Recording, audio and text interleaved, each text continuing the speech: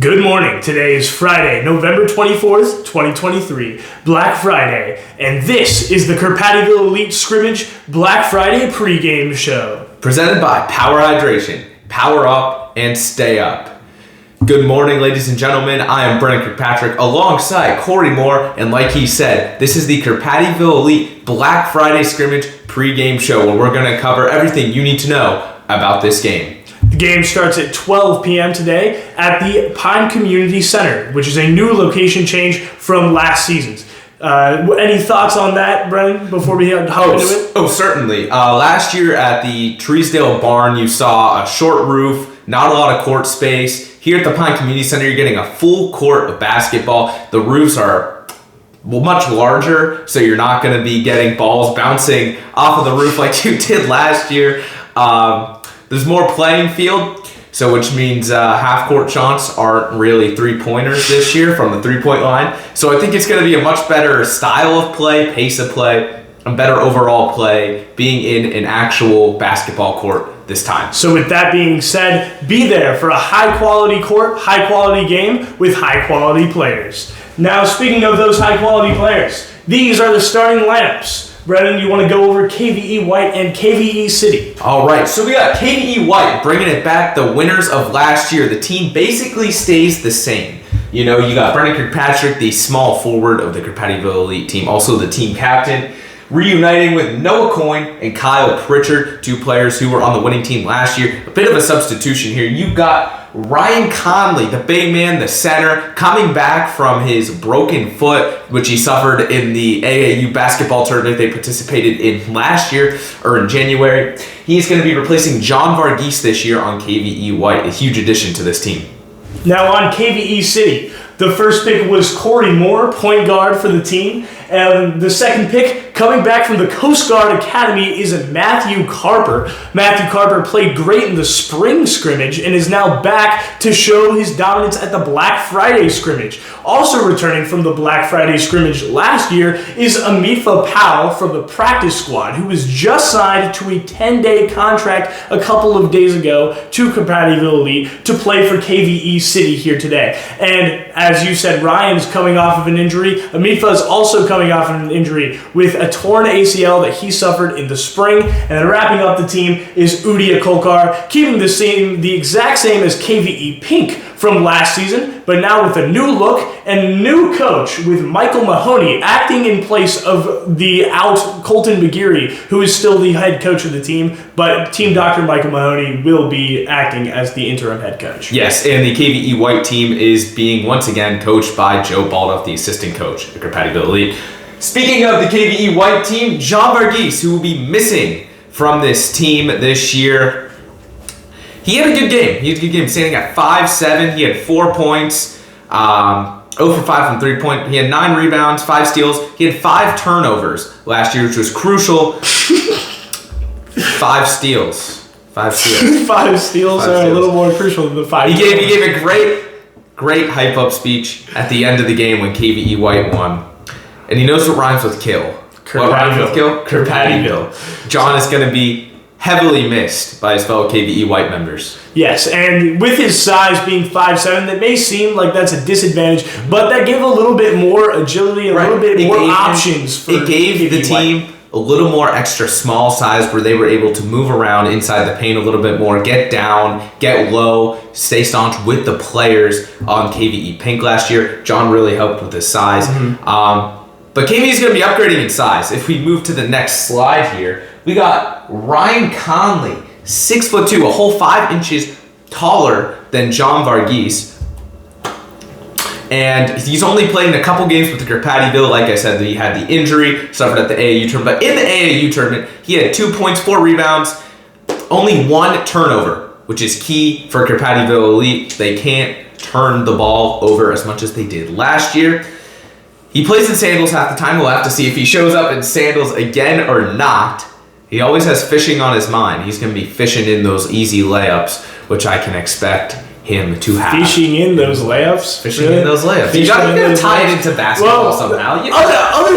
Other things that we have to consider here, talking about just 1 turnover, well, Ryan Conley did have 3 personal fouls. And that is going to hurt the team in a similar way as turning the ball over would be. And we talked about with John. John was able to run the floor, and that's something that Ryan has been very vocal about not wanting to do, about not wanting to play a full court basketball game, because in his last full court experience, he had a lot of struggles with stamina. Kyle Pritchard had to come in, but Pritchard isn't here for his aid once again this year, acting still his size if he's not able to make it on the other side of the court. I'm not too worried about KVE White in terms of defense, even with Ryan Conley playing out there, because you know why? We got Noah Coyne. Noah Coyne is one of the best defensemen on this team, and him returning to KVE White is going to be huge. And if we're looking overall at just pros and cons, as he brings up Noah Coyne, before we get there, let's talk about KVE City. There's the roster review that I created for KVE City. Brennan, you can tell me whether or not you agree on certain things. Sure, so we got the point guard, Corey Moore. You know some of the pros he has. He's a vocal communicator on the court, always trying to get the ball to the open player, always looking for an option, somewhere to pass or somewhere to shoot, looking to make plays happen. He has solid passing vision, like I just said, always trying to find the open man, always trying to get the ball into players he knows can make the shots. And powerful in the post for a guard. You know, he can drive in, has the ability to drive in, hits his little signature shot where he throws the ball, slams the ball up against the paint, it almost seems like, and just magically goes in. The ball all its momentum dies on the backboard. I'm sure it's not magic, Brennan. I don't know. I mean, he is a great basketball player. Physics major Sammy Saw says it's magic, so you know. You gotta take that with a grain of salt. Anyways, he is a streaky scorer, however, as most of the players on Kirpattyville Elite are. He's poor shot form and consistency, like I said, going back to his streaky scoring, the inconsistency in the shot form really plays a key role in that. And then can hurt the chemistry of the team with his temper. You know, last year we saw it flare up a little bit, especially towards Amifa Powell after he had some defensive mishaps against Brendan Kirkpatrick, which ultimately cost them the game last year. We can see if he gets it under control a little bit. Maybe not, as he determine how the rest of the team plays. And the reason why I put some of these cons here, I don't think these are major cons that are going to destroy the team. I mean, obviously, Colton McGeary did have trust in this player from the draft and first overall, but the streaky scoring is a bit of a problem, as we saw in last year's edition of the Black Friday Scrimmage. He scored 10 points the first half and 0 for the rest of the game. And that's going to be a big thing, and that's going to be a problem. And a lot of that comes from his inability to shoot in a consistent manner, because, you know, his shot form, he had the two-hand shot, which sometimes it goes that way, sometimes it goes that way, depending on how much one arm is going versus the other. So that's why I had that as a big con, and then with the temper, as said before, that could also create some issues. Yeah. All right, well, let's get into the second overall pick for Coach Colton McGeary now, and that is going to be Matthew Carper. Incredible athleticism and agility, the Coast Guard man himself in the military right now. You already know the military got him into peak condition for his athletic ability. Also a swimmer at the Coast Guard Academy. So you already know he's going to be coming in with peak athleticism. And we have seen Matthew Carper in practice working out for this game coming here. And he is looking a little bit bulkier than last season, but hasn't lost any of that agility or any of that athletic ability there. Yeah, another thing with Matthew Carper is he's reliable in transition defense. You know, you want to see a good defenseman on KVE City this year. Matthew Carper's that guy. You know, last year he had many blocked shots under the paint for his team. He's a great defensively, especially under the paint. We'll have to see what he does against Ryan Conley and Kyle Pritchard this year when he's going to be having two big men under the paint with him. I'll be interested to see what he does with that. But something he has that those two centers do not have is the transition, being able to make it there on the other side. Matthew Carper, like I said, very, very agile. Very reliable on both sides of the court. And unrivaled dedication and focus. You know, I think we covered that by speaking about his other 2 points. Like Corey said, he's been out there, he's been practicing, he's been grinding for this tournament, and I think that might really pay off for him. Some of the cons, yes, he is a bit rusty. You know, I'm sure at the Coast Guard Academy, he can't really play basketball all that much with all his other training, especially swimming going on. So he is a bit rusty. A bit of the shots he's making aren't going in, and that goes with struggling in the proper shot selection. He has his little move where he's back and then he spins around, tries to float it in. That's been a little bit off. There's been a lot of air balls at practice with that from what we've seen. Maybe he can get under control. Maybe he won't. And he can get in his own head a little bit. You know, some of these athletes, really super athletes like Matthew Carper's, they can get in their head a little bit get like their feelings down. That we see with Sammy Saw a lot, the star player on this team. He gets in his own head. Matthew Carper a little bit too, but if he can get that under control, I'm sure he'll have a great game. Overall, though, I trust both of these players for KVE City. These are two solid picks by Colton McGeary. Yeah, and Michael Mahoney. For the overall team as well, there's so much chemistry, especially coming back from last year. They all know each other's strengths. They all know each other's weaknesses. And I'm sure they're going to be looking to bounce off of that loss last year. Know what they did right, learn from what they did wrong, and try and beat KVE White once for all. And helping them in that effort is going to be power forward / small forward Amifa Powell, who's back this year. Right, Amifa Powell, he has a fierce acceleration with the ball. You know, he's one of the bigger bodies, especially for being a power forward and a small forward. He can really drive in the ball into the paint, make the plays happen that need to happen. He had a great second half in the Black Friday scrimmage last game. He's also a multi-option scorer. He can shoot mid-range, post, drives. Anything you need Amifa Powell to do, he will, and he will get the ball in the net. And then he's also aggressive on offense in the playing, motivates the team from what we've heard from players such as Corey Moore. Amifa Powell, a great person to be around, great locker room guy for this KVE City team. Some of the cons, he is coming off a torn ACL, so we will have to see what that does in terms of his play. Will he be a little bit slow coming off of it? We've seen him walking on the ACL only a couple months after the surgery, which is very impressive. Getting back into the tennis shape too. I'm interested to see how he can handle a full basketball game coming off of this ACL tear. Doesn't match up well defensively. We covered on it when we were talking about Ryan Conley or Corey Moore and his temper. Part of the big reason the temper flare-up was because Amifa Powell really did not cover well defensively, especially against Brendan Kirkpatrick. We saw a couple of open shots. It's hard for him to find matchups against some of these KVE. Yeah, and that made people like Udia Kolkar have to step up and rely on other teammates to guard him, and that didn't work out well. Of course, Kirkpatrick at the game-winning three against Amifa Powell, who was maybe standing like 5 to 7 feet away from him when he made it. But still, you got to watch out for Amifa Powell and his defense. And he doesn't see the floor too well. A couple of passes were questionable, and we're going to get to Noah Coyne in a little bit, but a lot of his passes were stolen by Noah Coyne, which resulted in points. This is something he cannot allow to happen next week. Sure. And before we move on to the next player, Udia Kolkar here, we do have interim head coach and team doctor Michael Mahoney on standby here. Michael, how are you today? I'm doing fine and dandy, gentlemen. How are you guys doing? We're doing great, Michael. Great to have you here. So, as you heard, we are talking about the ACL tear that one of your players, Amifa Powell, will have going into this weekend. How do you think that impacts him? How long do you think that will take to fully heal coming off that spring injury? Well, an ACL tear is a very substantial injury. It could be weeks, depending on how long his rehab takes. So, honestly, not sure how long he'll be out, but looking forward for when he comes back.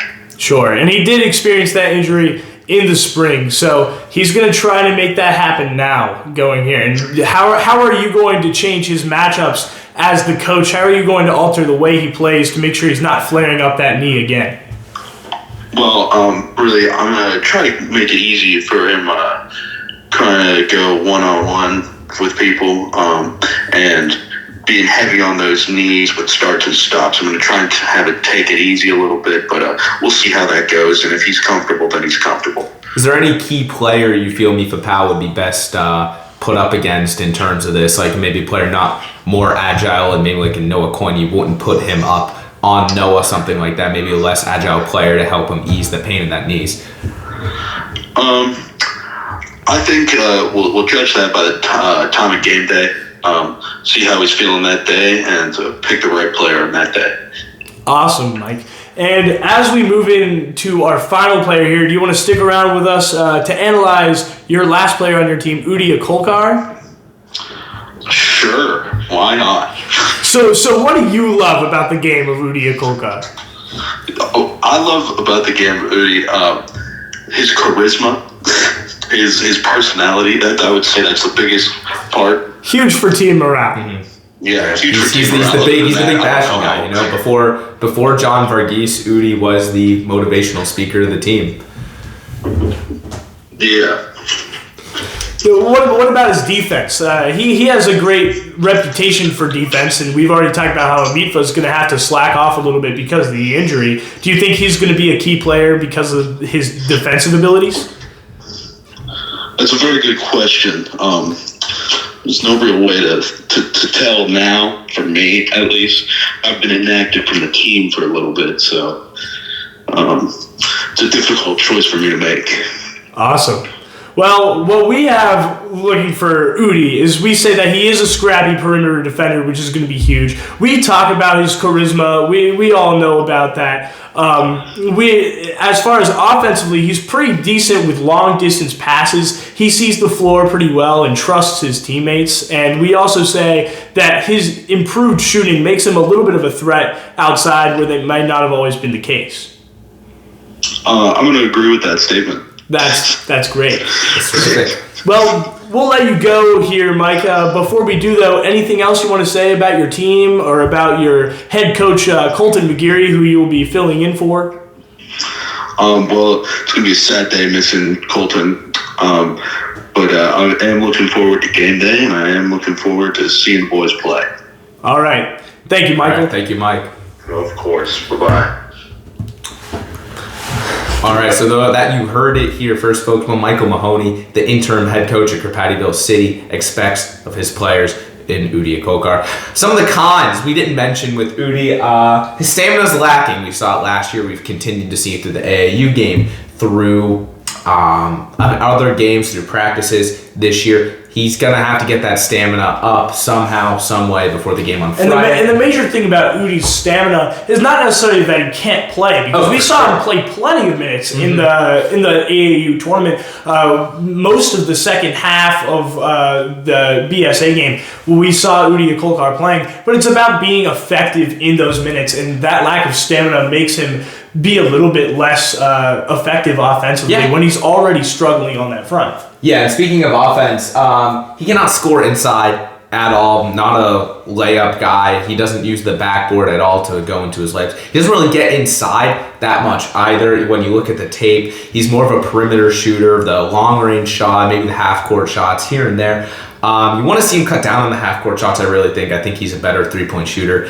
Get from the line and hit those free and that should cut down now that we don't have the Treesdale court. Since we have a little bit more spread out, Udi should be able to recognize what is and what is not. He has a little more space, which is exactly what I was saying with the Treesdale court compared to the Treesdale court, or the Treesdale court compared to the Pine Community Center court earlier, is that there's going to be more space for the players to work with. So I think we can see improved play on that. Akolkar is also a very poor ball handler. I mean, you saw it last year too. So many steals he led up this year. So we got to see if he's control and possession of the ball gets a little bit better. Overall for KVE City, though, I think all these players have improved. We have a little bit of questions about Amitfa, but Mike seems that, from what he said to us, seems like he's going to make those moves to put Amitfa in the best situation possible. These guys are ready to come in, new uniform, and get revenge against this KVE. Well, the other thing I want to say about KVE City is that when Michael Mahoney coached, he coached in the spring scrimmage in place of Colton McGeary as well. He coached Matthew Carper and Corey Moore on that team. One thing I really liked about his coaching was that he utilized the timeouts that he was allowed. In the fall, or the Black Friday scrimmage last year, we saw Colton McGeary do none of that. He had no timeouts called in the game, didn't let his players rest. I believe he had one timeout. One timeout, maybe? Okay. He had one timeout, but that was it. Only one. Didn't use a single one. Michael comes into this spring scrimmage, uses all of his timeouts that he's allowed, and that really shook the momentum of the game. You know, they came up with a plan to adjust it to what KVE White was doing in the spring scrimmage, and it worked because they won the game. So if you see Mike do that again, don't be surprised, because that's his philosophy of coaching, and it really works well. Now on the other side, we've got the reigning champions, KVE White. If you want to take this, Corey. Starting off with small forward Brennan Kirkpatrick. As we've already mentioned before, Brennan is the team captain of Kirpattyville as a whole, and he's a very trusted player, reliable player. You know, there may be some rifts in the team and stuff, but we always know that on the basketball court, Brennan Kirkpatrick is going to be the guy to go to. And that's primarily because he's such a prolific mid-range scorer, isn't that right? Yeah, oh, for sure. And he's also very, very quick with the ball. Offensively, he can make decisions fast because he can shoot fast, he can run fast, and he can see the floor pretty decently at a quick rate. But on that same front, one of the main cons I have is that since he is such an immediate decision maker, when that first decision doesn't seem to work, you see him getting stuck with the ball. You've seen him multiple times at the Truesdale Barn last year where he'll hold the ball and he'll be looking around and seeing what's happening while a Kolkar is ganging up on him, kind of like giving him a little bit of a hug, and it's just like a really tough situation for KVE White to be in whenever Brennan doesn't have that immediate correct decision. Yeah, and that often leads to a lot of poor scoring or poor shot IQs, as well as a couple turnovers on the passes. You know, when he gets stuck, he's looking for a pass, and I think KVE Pink is really picking up on that, and they're aware of that. He's not going to choose, going to look for a teammate to pass it to. And since he's such an immediate decision maker, if he loses that idea of like, oh, I was going to do this, and then it doesn't work out, you often see him shooting poor shots because he has nowhere else to go or no other idea of what to do when he looks in those passing lanes, and like you said, those are closed. Right, and when he gets stuck, it's usually because of a double team. You know, since he's arguably the best player on this team, or was last year, there's going to be a lot of double teams coming his way. He's got to find that one open player who's not being guarded, try and get the ball to them at the very least. Especially considering that could be happening more with Ryan and Kyle both being on the team, and stamina question marks. I think this year he's really going to take advantage of Ryan being under the paint. You know, we've seen Kyle Pritchard, another big man, doesn't really get in the paint all that often, doesn't really use his body to his advantage. Ryan Conley does, and I'm really excited to see what Brennan Kirkpatrick does as the point guard of this team, getting inside to the center, Ryan Conley, with those passes. Obviously, yes. And we also mentioned here that Brennan's not much of a stopper defensively. He can keep up defensively, but he doesn't really make those stops.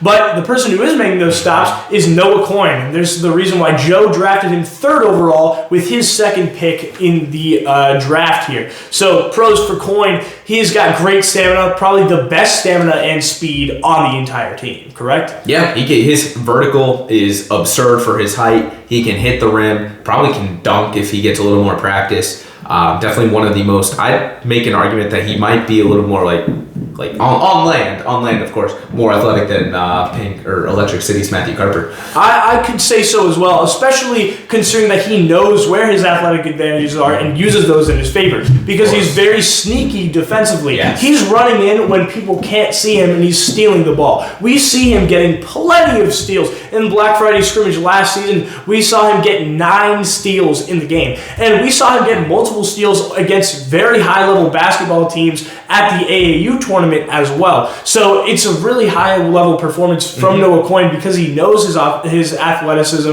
and takes advantage of that. And then as far as shooting goes, there's a lot of question marks for him there in his cons. I mentioned that he's a little bit of a black hole because when he's passed the ball, he shoots that immediately. But when he does make that first 3-pointer, he becomes hot, and he can repeat that motion pretty well, which he did in the spring scrimmage. Just like we said about Kirkpatrick, when he gets stuck, his first instinct is to pass the ball to a teammate. Coyne's first instinct when he gets stuck is to shoot the ball, and that leads to a lot of blocked shots. I mean, we saw it last year. Every time he tried to shoot the ball. Also shots over the backboard, off the rim. Very, very wild shots.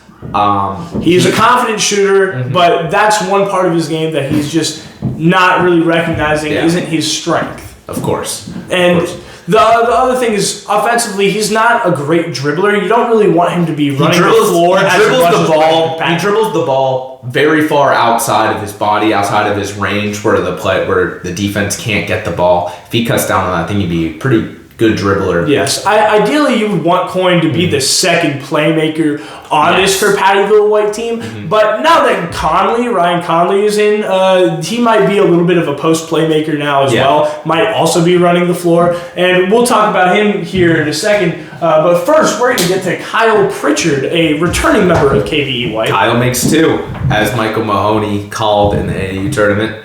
Yep.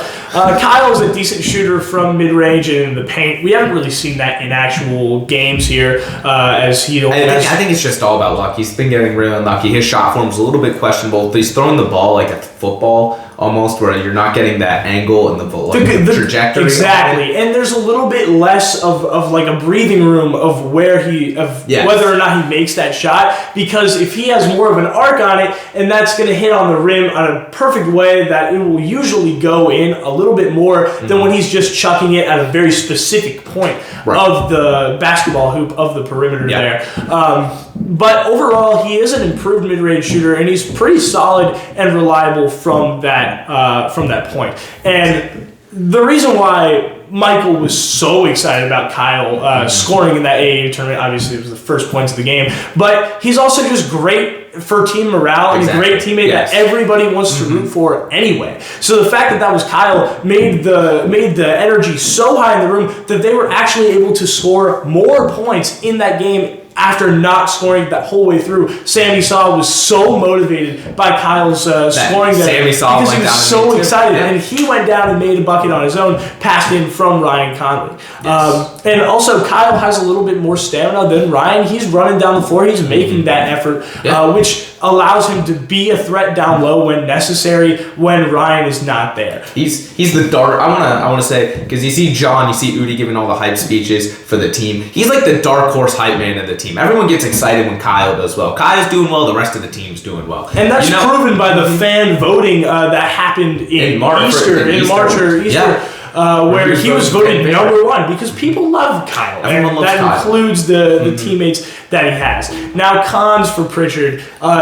He doesn't use his size effectively in the post. I said that he is able to be that threat because he's running up and down in a way that Ryan might not be. But the problem there is, will he actually go in the paint and instead of shooting those mid-rangers where he's going to be less effective overall just because that's just how basketball works. It's just the odds. I think he needs to learn. I know everyone loves Kyle. Everyone loves Kyle because he's a nice guy. He's a great guy. He needs to be a bully in basketball. If he uses his size correctly, he can bully players left and right in the paint, especially Udi Kolkar, who's known to get inside the paint defense.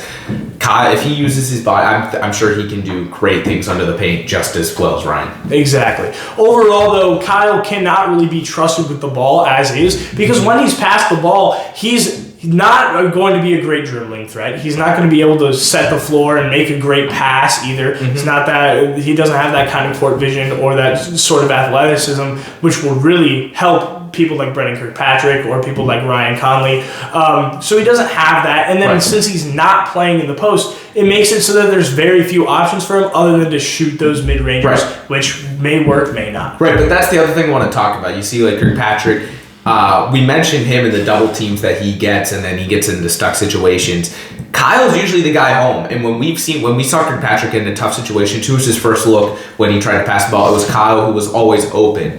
And that's what sets him up for the mid-range shooters because the extra defense is coming off the ball because they don't think he can shoot. And if he can learn to just take those two extra dribbles and come inside for a layup, strong, powerful layup, rather than just shooting those mid-rangers, then that could lead to a lot of transition points for Kirpattyville White.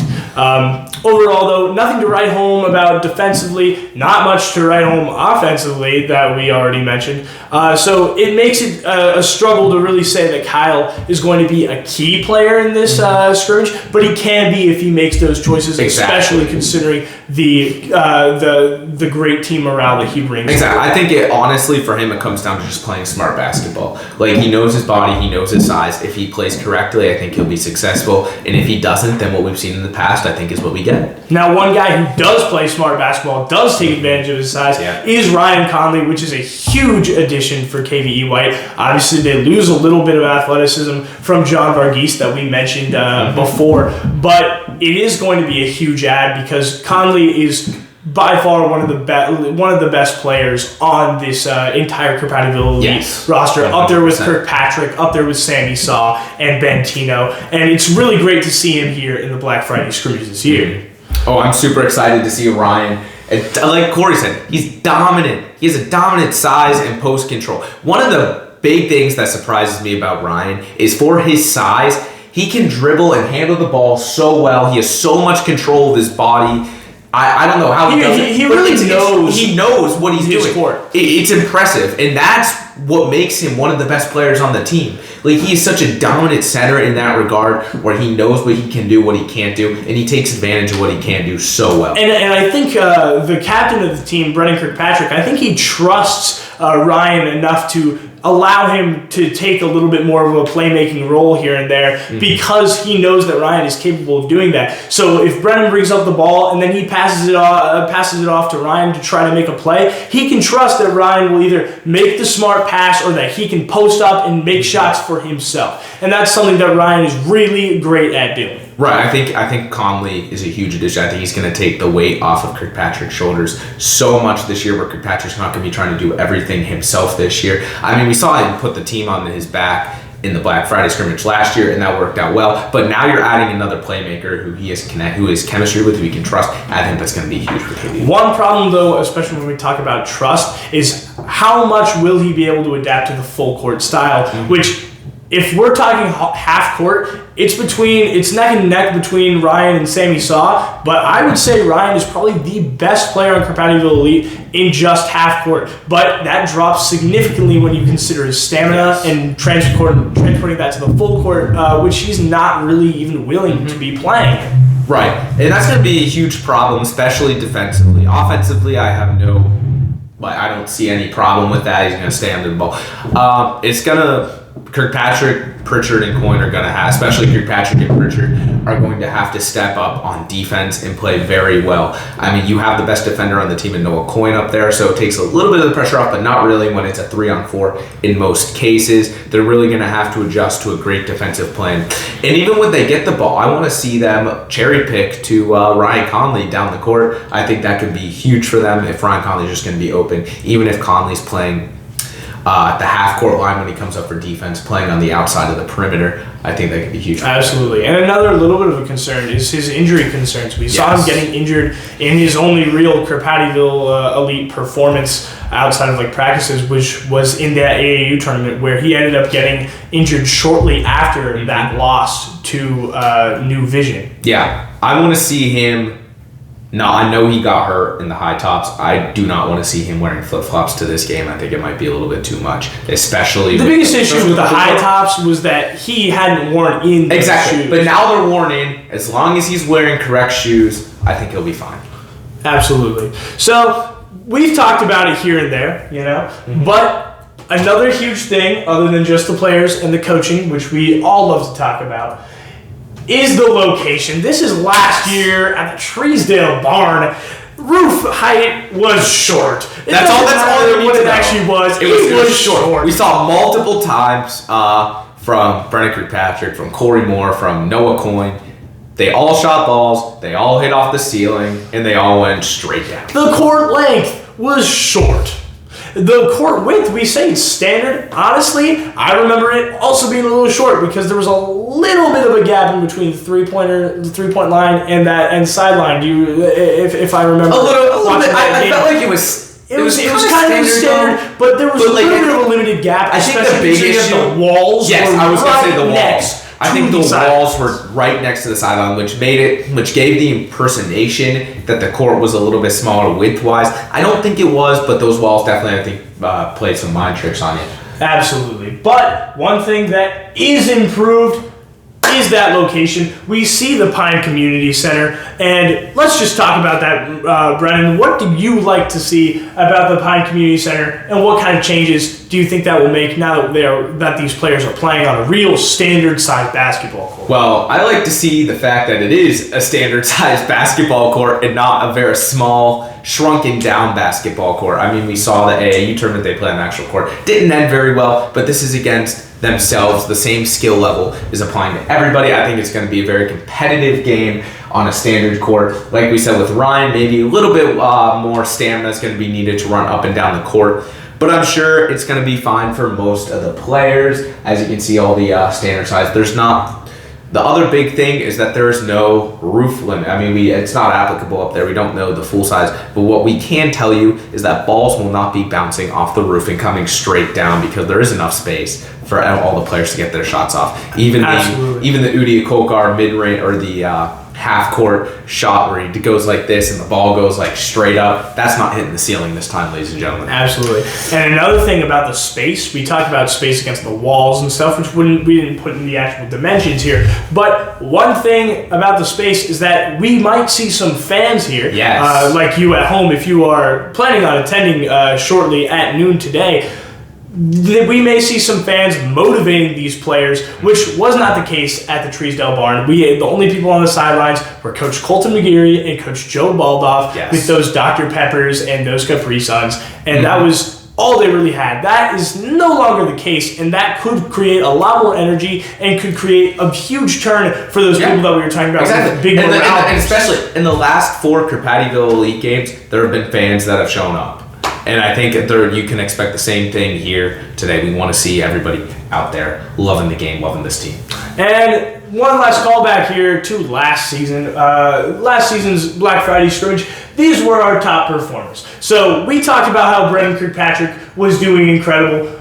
Here are the numbers to prove it. He was the top scorer, top in rebounds, with 19 points and 25 rebounds in the game. Also consider that he scored the three-pointer, the game-winning three-pointer. The only three-pointer in the game. The game-winning three-pointer at the end of the game over Amit Papal, which is going to be a huge thing overall. And then we also saw him get 6 steals defensively. I said not much, that he wasn't a huge stopper defensively. In this game, he was. He was dominant in this Black Friday scrimmage performance last year. And this is going to be his element coming back here, even though he's coming to the Pine Community Center instead of the Treesdale Barn. Right.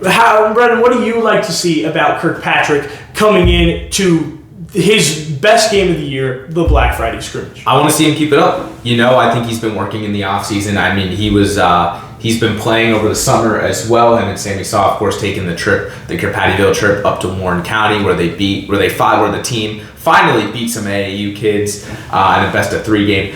Overall, I just want to see him continue to keep it up. He also had a pretty decent game in the spring scrimmage as well, a double-double. Struggled a bit against Needless to Play there, but some even good players have bad games.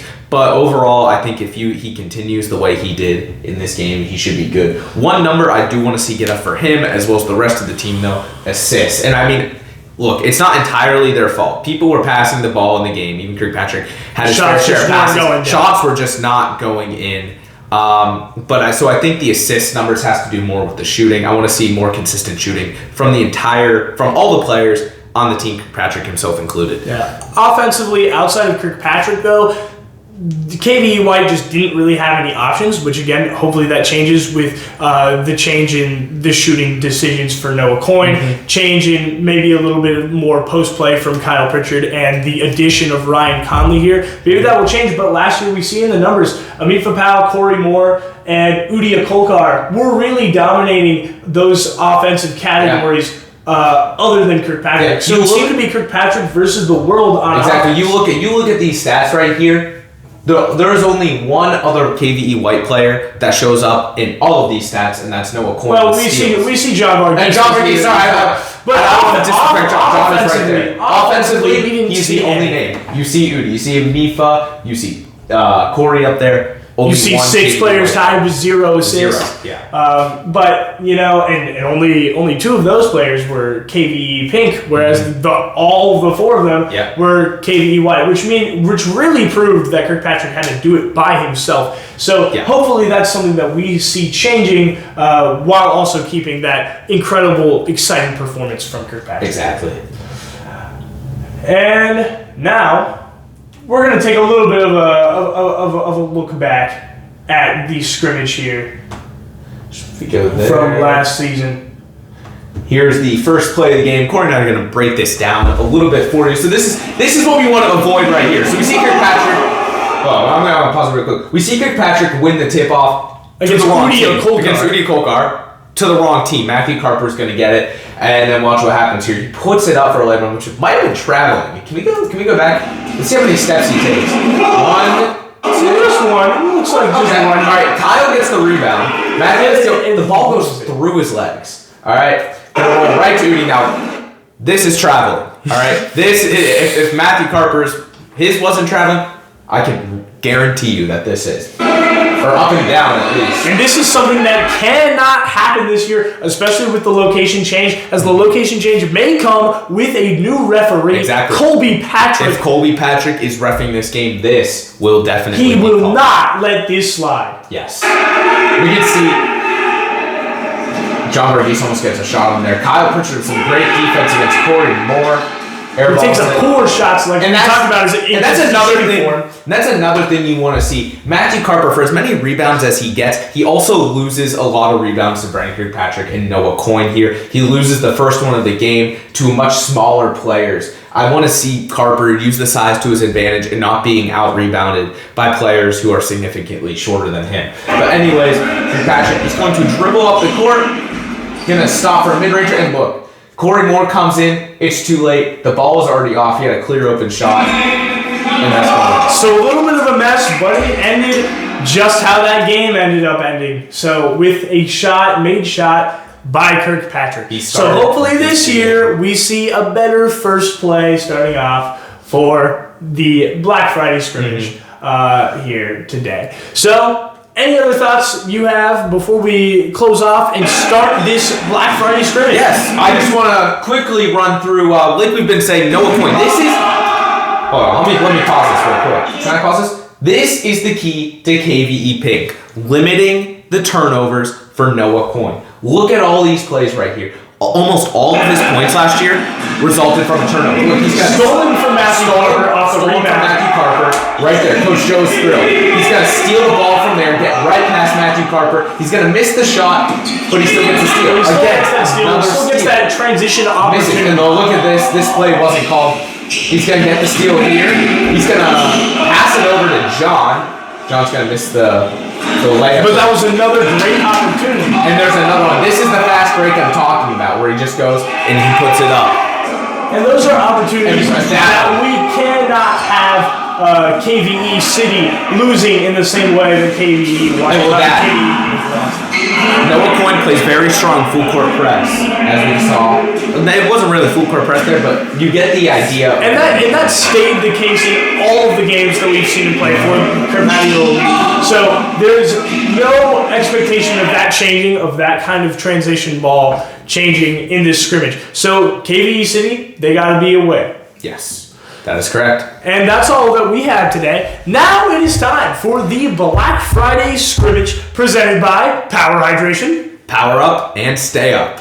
And enjoy the show. Come to Pine Community Center and watch those players, watch that game, and have a great rest of your day. We will see you on the court.